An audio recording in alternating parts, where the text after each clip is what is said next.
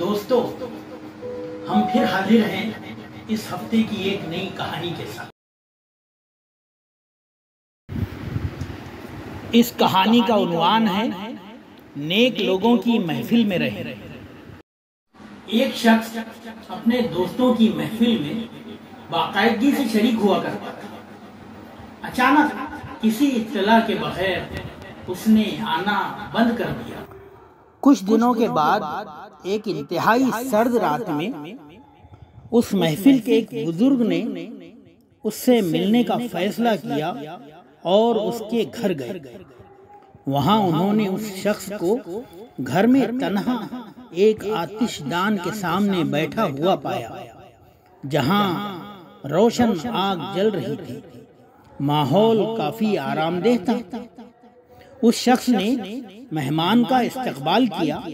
دونوں خاموشی سے بیٹھ گئے اور آتش دان کے آس پاس رقص کرتے شعلوں کو دیکھتے رہے۔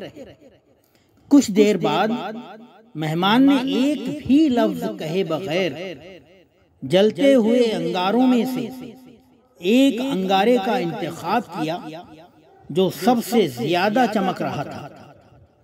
اس کو چمٹے کی مدد سے اٹھایا اور ایک طرف بالکل الگ رکھ دیا۔ میزبان خاموش تھا مگر ہر چیز پر دھیان دے رہا تھا۔ کچھ ہی دیر میں تنہا انگارے کا شعلہ بجھنے لگا۔ تھوڑی سی دیر میں جو کوئلہ پہلے روشن اور گرم تھا اب ایک کالے اور مردہ ٹکڑے کے سوا کچھ نہیں رہ گیا تھا۔ اس ملاقات میں سلام کے بعد بہت کم الفاظ بولے گئے تھے۔ روانگی سے قبل مہمان نے وہی بیکار اور بجھا ہوا کوئلہ اٹھایا اور اسے دوبارہ آگ کے بیچ رکھ دیا۔ فوری طور پر اس کے چاروں طرف جلتے ہوئے کوئلوں کی روشنی اور حرارت نے اسے دوبارہ زندہ کر دیا۔ جب مہمان روانگی کے لیے دروازے پر پہنچا تو میزبان نے کہا، آپ کی آمد کا شکریہ اور آپ کے اس خوبصورت سبق کے لیے بہت بہت شکریہ۔ میں جلد آپ کی محفل میں واپس آؤں گا۔ اکثر محفلیں کیوں بجھ جاتی ہیں؟ اس کا جواب بہت آسان ہے۔ گروپ یا محفل کے شرکاء کو یاد رکھنا چاہیے کہ وہ شعلے کا ایک حصہ ہے اور ہم سب ایک دوسرے کی آگ کو روشن کرنے اور روشن رکھنے کے ذمہ دار ہیں۔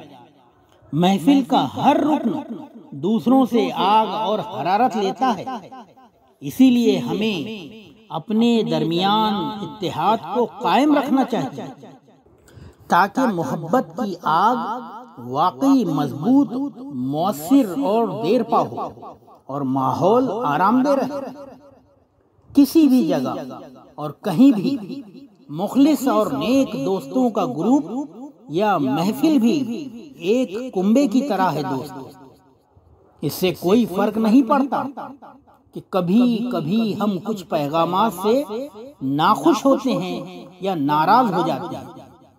اہم بات یہ ہے کہ ان سب کے باوجود اس تعلق کو قائم رکھنا چاہیے۔ ہم یہاں ایک دوسرے کی خیریت سے آگاہ رہنے کے لیے، تبادلہ خیال کرنے کے لیے یا پھر بعض اوقات صرف اس احساس کے لیے ہوتے ہیں کہ ہم تنہا نہیں ہیں۔ دوستوں اور صاحب، دوسروں سے حرارت لیں اور اپنی حرارت سے دوسروں کو استفادہ کروائیں۔